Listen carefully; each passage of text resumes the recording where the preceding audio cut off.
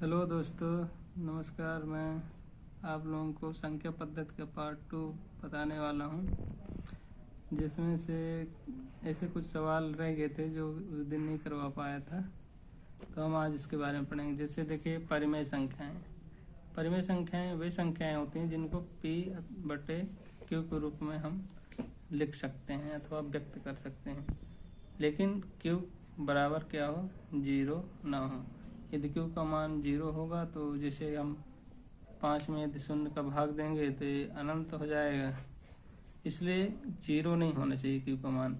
वे संख्याएं जिनको हम P अथवा P/Q के रूप में लिख सकते हैं परिमेय संख्याएं कहलाती हैं, और Q का मान 0 नहीं होना चाहिए। अपरिमेय संख्याएं वे संख्याएं जिन्हें हम P अथवा P/Q के रूप में नहीं लिख सकते, P/Q के रूप में नहीं लिख सकते, वे संख्याएं क्या होती हैं, अपरिमेय संख्याएं कहलाती हैं। जैसे पाई हो गई, कभी कभी परीक्षा में आता है पाई परिमेय संख्या है कि अपरिमेय, तो पाई हमारी क्या है, अपरिमेय संख्या है। पाई हो गई, √3 हो गया, √2 हो गया, -√2 हो गया, ऐसे हैं जो ये सब क्या कहलाती हैं, अपरिमेय संख्याएं कहलाती हैं। और वास्तविक संख्याएं वे संख्याएं होती हैं जो परिमेय और अपरिमेय, परिमेय संख्या प्लस अपरिमेय संख्या, परिमेय और अपरिमेय संख्या मिलकर क्या कहलाती हैं, वास्तविक संख्याएं बनाती हैं। जैसे कि 1, -1, 2/4, 2/3, 4/7, पाई, √3, √2, ये सब क्या कहलाती हैं, मतलब मिक्सअप होते हैं इनमें।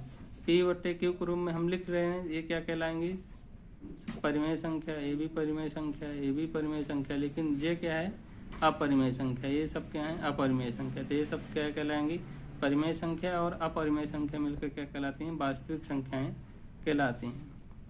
हम देखते हैं क्रमागत पूर्णांक। क्रमागत पूर्णांक का मतलब होता है जैसे कि किसी संख्या में जैसे जोड़ेंगे, हम मान लेते हैं x है, x में 1 जोड़ दिए, x में 2 जोड़ दिए, ऐसा है क्रम से। जैसे कि 1 के बाद 2 आता है, 2 के बाद 3 आता है, 3 के बाद 4 आता है, ऐसे ये सब क्या हैं, क्रमागत पूर्णांक होते हैं। और क्रमागत सम संख्या अथवा विषम संख्या, इसका देखिए सम संख्या और विषम संख्या, क्योंकि इन दोनों के बीच क्या होता है, अंतर 2 होता है। अंतर 2 कैसे होता है, आप देखिए, जैसे हम लेंगे 2 ले लिए, 4 ले लिए, 6 ले लिए, 8 ले लिए, ये क्या है, सब सम संख्याएं हैं, ठीक है। तो यदि इनके बीच में आप डिफरेंस निकालेंगे तो 2 का आएगा, प्रत्येक के बीच 2 का डिफरेंस आएगा। ऐसे विषम संख्या में भी देख लीजिए, 3, 5, 7, 9, इन सब के बीच क्या आएगा, 2 आएगा अंतर। तो यदि आप परीक्षा में कहीं मिलता है कि 4 क्रमागत सम संख्याएं अथवा 4 विषम क्रमागत संख्याएं, मतलब 5, 6 जो भी क्रमागत विषम संख्या बोले, तो आप यहाँ पे ऐसे रख लीजिए, x+2, x+4, ऐसे।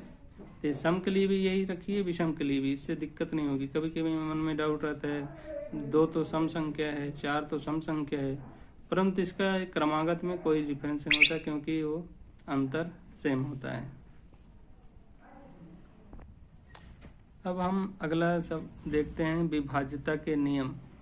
विभाज्यता के नियम बता रहे हैं सिंपली, जैसे 2 का जो है विभाज्यता, जिसके इकाई अंक में 0 आ जाए, 2 आ जाए, 4 आ जाए, 6 आ जाए, 8 आ जाए, ये क्या कहलाएंगी। फिर 10 आएगा, 10 में 0 आएगा, इसलिए हम 0 पहले रख लिए हैं।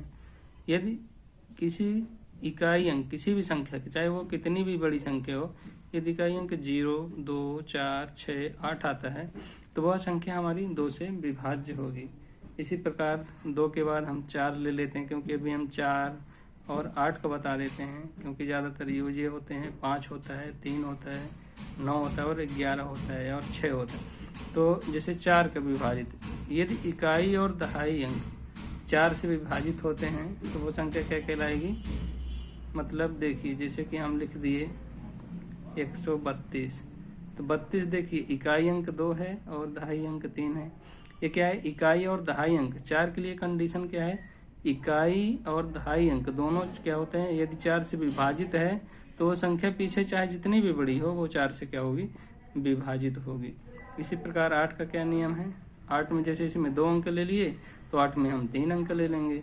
यदि 3 अंक तक विभाजित है तो क्या होगी, उससे 8 से पूरी तरह विभाजित होगी। जैसे देखिए 9, 5, 4, 1, 6, इनमें से इकाई, दहाई और सैकड़ा, इनमें तीनों अंक लेंगे। ये दिए तीनों अंक 8 से विभाजित हैं तो चाहे जितनी भी बड़ी संख्या वो क्या होगी, 8 से विभाज्य होगी, मतलब 8 का भाग उसमें चला जाएगा। और अब देखते हैं हम 3 का ले लेते हैं और 9 का ले लेते हैं, क्योंकि 3 और 9 जिससे भी भाज्य होगी मतलब चला जाएगा भाग तो भाज्य होंगी। इसके लिए हम क्या करें, अंकों का योग लेते हैं। जैसे देखिए 3 के लिए जैसे मान लीजिए लेते हैं 1, 2,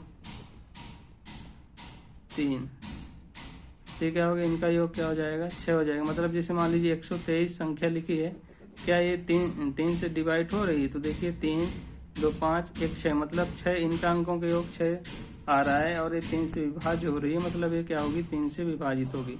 सेम कंडीशन है इसे 9 के लिए। जैसे मान लीजिए दे दिए 1, 8, 7, 5, 6 और यहाँ पे 4 रख देते हैं तो 8, 1, 9, 9, 7, 16, 16, 5, 8, 1, 9, 16, 5, 21, 21, 6, 27, 27, 4, 31, 31, 31, 5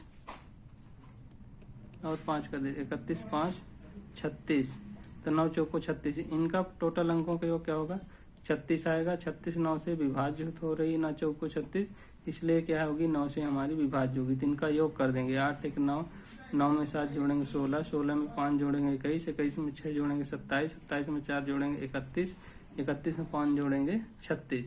तो इनका अंकों का योग क्या आ रहा है कि 9 से डिवाइड हो रहा है, 36 आ रहा है, 9 का भाग चला जाएगा, मतलब इतनी बड़ी संख्या हमें पता चल जाएगा कि ये 9 से विभाजित होगी। 5 का तो आपको सभी पता है, यदि इकाई अंक 0 आए अथवा 5 आए तो क्या होगी, 5 से विभाजित होगी। और एक यहाँ पे ध्यान देने वाली बात है कि 7 सबसे इम्पोर्टेंट नंबर होता है। 7 का हमें क्या करना होता है कि जैसे हम संख्या ले लिए 882, ठीक है ना, 882 में से हम 7 के लिए क्या करेंगे, इकाई अंक का दोगुना करेंगे। क्या करेंगे, इकाई अंक का दोगुना करेंगे, और जो शेष बची संख्या में से हम क्या करेंगे, घटा देंगे। यदि वो शेष बची संख्या में यदि डिवाइड हो जाती है तो वो हमारी 7 से भाज्य होगी। जैसे देखिए यहाँ पे कितना है 88, अब इसका गुणा करेंगे तो क्या होगा, घटा इनका गुणा करके इसमें घटाएंगे तो कितना होगा, इकाई अंक का दोगुना करके शेष संख्या में से घटाएंगे। यदि वो संख्या 7 से डिवाइड हो रही तो वो क्या होगी, भाज्य होगी। जैसे 2 दूनी 4, तो इसमें से घटा दीजिए कितना आएगा 84। अब 84 यदि 7 भाग चला जाएगा, 7 एक कम 7, 7 दूनी 14, 84 मतलब कट रहा है, तो ये क्या होगी, संख्या 7 से विभाजित होगी। तो इसमें से हमें एक पॉइंट पकड़ना है, इकाई का जो अंक है, अंक को क्या करना है, 2 से गुणा कर देना है। इकाई अंक को 2 से गुणा करके शेष संख्या में से घटा देंगे।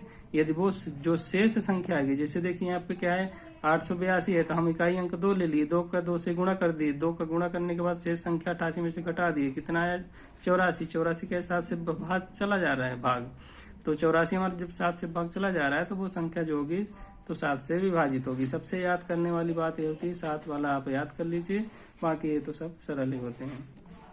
और एक होता है 11 से विभाजित करने के लिए, एक होता है कि मतलब 11 से विभाजिता के नियम, तो उसमें क्या दिया रहता है, 11 वाला बता देता हूँ यहीं पे। 11 से क्या होता है कि यदि अंकों का योग 11 के क्या होता है नियम, यदि किसी भी दी हुई संख्या से क्या होता है, उनका जैसे मान लीजिए दिया है 14, 5, 6, 7, 8, तो इनका इकाई से लेके इकाई के बाद तीसरा अंक ऐसे लेके चलना है, ठीक है। जैसे मैं कर रहा हूँ इसमें से जोड़िए 8 6 14, 14 4 18, आ गया 18। अब इनका जोड़िए 7 5 12, 12 1 13, 13 मतलब इनका जो है तो या तो अंतर 0 आए या तो 11 आए, तो लेकिन इसमें से घटाएं कितना आएगा, 5 आएगा। तो हम यदि और कर लेते हैं इनमें से कि 0 आना चाहिए, जैसे कि इकाई यहाँ से लिए ये संख्या यहाँ पे यहाँ आए तो इनका जोड़ दिए 6 4 10 8 18, ऐसे इनमें से लीजिए 7 5 12, 12 1 13। अब इसमें से और क्या जोड़ें कि 18 आ जाए, तो यहाँ पे हम 0 रख देते हैं और यहाँ पे मान लीजिए 5 रख देते हैं, ठीक है। इसका जब जोड़ेंगे तो क्या हो गया, 18 आएगा। इसमें से जब 5 जोड़ देंगे हम तो 18 आ जाएगा, तो 18 का मान क्या आ जाएगा, 0 आ जाएगा। तो हमारी ये संख्या क्या होगी, 11 से विभाजित होगी। मतलब कि तो 0 आना चाहिए अथवा अंकों का योग 11, मतलब इनका अंतर क्या आना चाहिए, या तो 11 आना चाहिए या तो फिर 0 आना चाहिए। अंतर मतलब घटाने पर यदि इतना आता है तो वो संख्या क्या होगी, 11 से विभाजित होगी। और बीज गणित में आप लोग 6वीं 7वीं में पढ़े होंगे कि ये सूत्र ऐसे क्या होता है कि सरलीकरण में भी आते हैं और परीक्षाओं में आते हैं। हम जैसे छोड़ देते हैं, हम बचपन से पढ़ते आ रहे कि a प्लस बी का होल स्क्वायर बराबर क्या होता है, a square plus b square plus 2ab। ऐसे होता है a माइनस बी का होल स्क्वायर बराबर क्या होता है, a square plus b square minus 2ab। ये सब बीजगणित के सूत्र हैं, सरलीकरण में आता है और हम इसको इग्नोर कर देते हैं, याद नहीं रहता तो इसलिए इनको आप ध्यान दीजिए, 6वीं 7वीं में पढ़े होंगे। और जैसे मान लीजिए दिया रहता है a प्लस बी का होल क्यूब बराबर a cube plus b cube plus 3ab a plus b। ये सूत्र हम आगे चल के यूज करेंगे, क्वेश्चन में आपको बताएंगे कहाँ कैसे यूज होता है। a माइनस बी का होल क्यूब बराबर a cube plus b cube minus 3ab a plus b। ये सूत्र यूज होगी आगे सवालों में। चलिए हम सवाल ले लेते हैं, कहाँ जैसे यूज करना है उस हिसाब से हम बताते चलते हैं। जैसे देखिए यहाँ पे हमारा पहला क्वेश्चन है, और जैसे देखिए 867 धन 289 का होल स्क्वायर माइनस 867 माइनस 289 का होल स्क्वायर बटे 867 गुणे 289। अब इनमें से देखिए इतना बड़ी हम इसका वर्ग करेंगे, फिर इसका वर्ग करेंगे, फिर जोड़ेंगे, फिर जाके इनका वर्ग करके इनमें घटाएंगे, इतने में तो हमारा सारा एक मतलब समय चला जाएगा, तो हम परीक्षा में कैसे हल कर पाएंगे। इसके लिए एक सूत्र होता है, इसीलिए सूत्र का यूज करते हैं इसमें। a प्लस बी का होल स्क्वायर, बीच में माइनस है तो माइनस लगा देते हैं, a माइनस बी का होल स्क्वायर। अब बटे देखिए a और a b दिया है, a b दिया है। अब इसको हम सिंप्लीफाई कर लेते हैं, तो a प्लस बी का स्क्वायर तोड़ेंगे क्या होगा, होल स्क्वायर तोड़ेंगे क्या होगा, a square plus b square plus 2ab।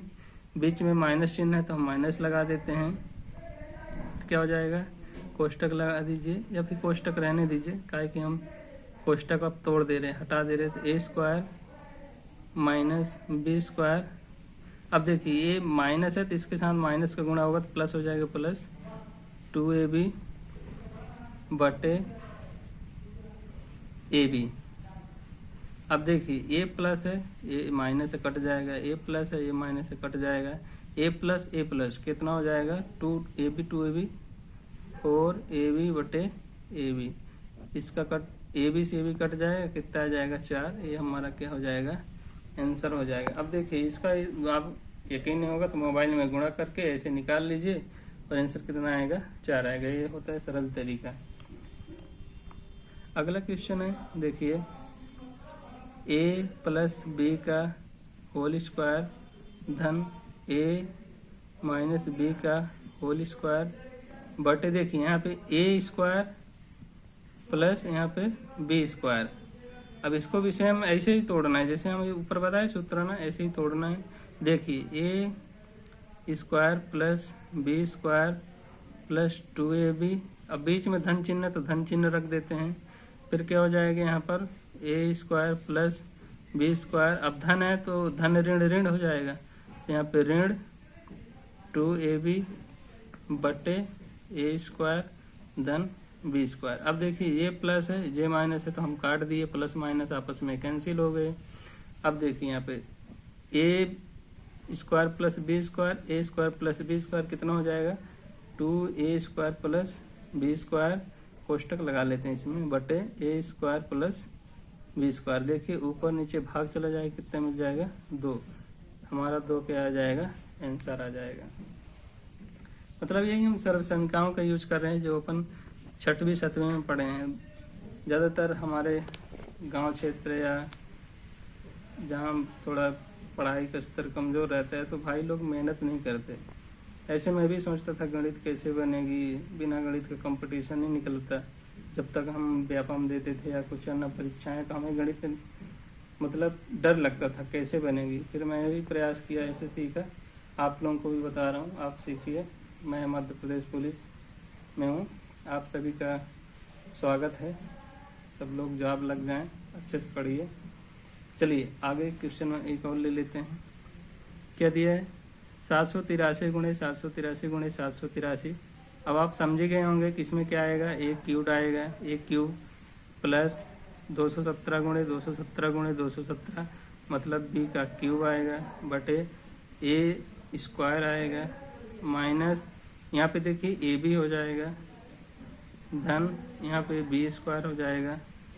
अब इसको आप यहाँ पे देखेंगे तो क्या हो जाएगा, इसको एक सूत्र ऐसे होता है ए क्यूब प्लस बी क्यूब बराबर क्या होता है ए प्लस बी, फिर यहाँ कोष्टक रहेगा a square minus a b plus b square. जो होता है ये इस एक सूत्र होता है, मतलब तोड़ते हैं तो ऐसे मिलता है, तो इधर हम आगे रख देते हैं a plus b a square minus a b plus b square बटे a square minus a b plus b square. अब देखिए ऊपर से सहमत कट जाए, कितना बचेगा ए प्लस बी। अब देखिए सब इतना गुणा भाग करने में यदि आपको पता रहेगा कि अंत में ए बी होता है तो आप इसको एक संख्या और इसको लेकर जोड़ देंगे, जो आएगा तो उत्तर हो जाएगा। यदि आपको बनता है तो जल्दी कर लेंगे, नहीं तो ये हम बेस बता दे रहे हैं आपको बनने लगेगा।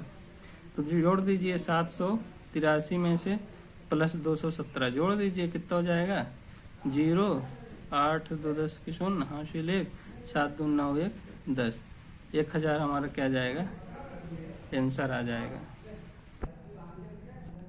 और जैसे देखिए कि अगला हमारा सवाल है 1043 को किसी संख्या से भाग देने पर भागफल 11 तथा शेषफल 20 प्राप्त होता है, तो भाजक ज्ञात कीजिए। अब इसमें भाजक हमें पूछा है, भाजक क्या होगा, तो आप लोग एक सूत्र पढ़े होंगे बचपन में, क्या होता है भाज्य बराबर भाजक गुणे भागफल धन शेषफल। ये दूसरी तीसरे में सर लोग ऐसे बोलते थे भाज बराबर भाजक गुणे भागफल धन शेषफल। तो अपन वही होता है कि अपन भाग की ज्ञात जानकारी लेते थे कि हमारा भाग सही है कि नहीं, तो अपन चेक करते थे इसी सूत्र से। तो वही सूत्र बचपन वाला ही है और इसी से ये बेस्ट क्वेश्चन बना है।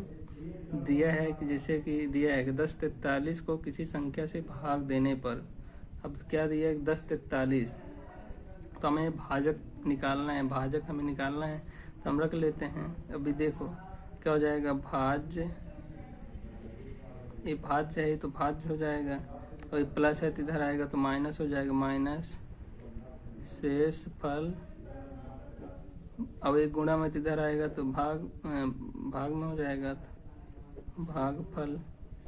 अब ये गुणा मतलब ये क्या है, हमें निकालना है भाजक, तो हमें ज्ञात करना है, भाजक हमें निकालना है। अब रख दीजिए तो भाज्य क्या है, भाज्य होती है संख्या, तो कितना दिया है 1043, 1043। शेषफल कितना दिया है 20 प्राप्त होता है, 20 रख लिए, बटे भागफल कितना है 11 प्राप्त होता है, तो 11 से हम भाग दे दिए, तो हमें क्या है, भाजक मिल जाएगा। अब इसमें से आप घटाइए तो कितना बचेगा, 10, 3 और 2, 10 23 बटे 11 भाग दीजिए।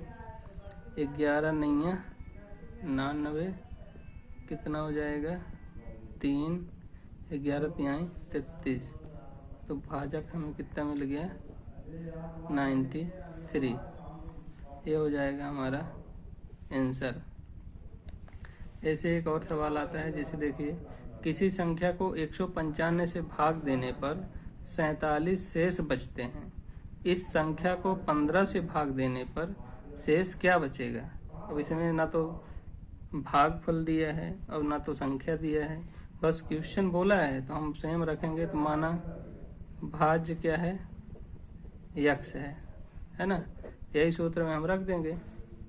तो यक्ष मान लेते हैं, या तो फिर यक्ष ना रखिए आप, उससे दिक्कत नहीं होगी। तो देखिए हम इसी में रख रहे हैं, भाज्य बराबर भाजक गुणे भागफल धन शेषफल। इसका हम एक ट्रिक भी बताएंगे अंत में कैसे निकालना है, तो आप वीडियो में अंत तक बने रहें। देखिए भाज्य हमें दिया नहीं है, लेकिन दिया है कि 195 से भाग देने पर, मतलब कि भाजक हमें दिया है 195 से भाग देने पर भागफल हमें पता नहीं, तो मान लिए कि भागफल ए है, कितना शेष बचते हैं 47, तो धन 47। लेकिन इसी संख्या को, जो ये भाज्य है उसी संख्या को क्या बोला है, 15 से भाग देने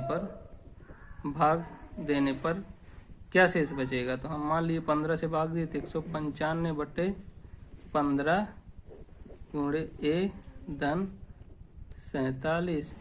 तब देखिए 15 गुणे 15 से भाग देंगे कितना जाएगा, 15 15, 15 तिया 45, 13 है, मतलब भाग पूरा जा रहा है, तो हमें भागफल मिल गया 13 है धन। अभी देखिए इसमें भी भाग चला जाएगा 15 का, तो 15 तिया 45, तो 15 गुणे 3 धन 2, मतलब इनको जोड़ेंगे ना, तो 15 तिया 45, 2 47 हो जाएगा। ठीक है, इसी को तोड़ के हम लिख दिए, तो अंत में शेष कितना बच रहा है 2, तो यही हमारा क्या हो जाएगा आंसर। शेष जो बचेगा वो, इसमें शेष पूछा ही है, शेष क्या बचेगा, तो शेष 2 बचेगा, ये क्या हो जाएगा आंसर। अब चलिए हम इसका ट्रिक बता देते हैं, कैसे ट्रिक से हल करेंगे। ठीक है, तो जैसे देखिए पूरा क्वेश्चन पढ़िए, किसी संख्या को 195 से भाग देने पर 47 शेष बचते हैं। इस संख्या को 15 से भाग देने पर शेष क्या बचेगा। तो आप ले लीजिए जो शेष दिया है, जैसे ले लिया 47 में से आप इस 15 को भाग दे दीजिए, कितना बचेगा 2 शेष बचेगा, 15 तिया 45, 2 शेष बचेगा। जैसे देखिए 47, 15 तिया 45, 2 शेष आएगा, यही हमारा क्या हो जाएगा आंसर आ जाएगा। तो आप इतना ना हल करके पूरा आप यहीं से डायरेक्ट उठा के भाग दे दीजिए माइंड में, बस 1 सेकंड में आंसर आ जाएगा आपका। एक मिनट जो भी सेकंड बचेंगे आपके दूसरे क्वेश्चन में हल हो जाएंगे। 15 तिया 45, 2 आ गए, तो 2 हमारा क्या हो जाएगा आंसर हो जाएगा। दोस्तों ये हम आपको एक प्रैक्टिस के लिए सवाल दे रहे हैं। पिछले वीडियो में मैंने पढ़ाया था इकाई अंक निकालने का। यदि आप हम इकाई अंक नहीं आता तो आप हमारे पिछले वीडियो में जाके देख सकते हैं चैनल में। देखिए 7 की पावर 65 गुणे 6 की पावर 41 गुणे 3 की पावर 57 में इकाई अंक क्या होगा, ये आप हमें कमेंट करके बताइएगा। ऑप्शन दे देता हूँ, ए बराबर 4, बी 6, सी 5, डी 8। जो भी इसका आंसर होगा कमेंट करके आप बताइएगा। और आप सभी का भविष्य मंगलमय हो, आप सभी सरकारी नौकरी लग जाए, हमारी ईश्वर से प्रार्थना है। जय हिंद, वंदे मातरम।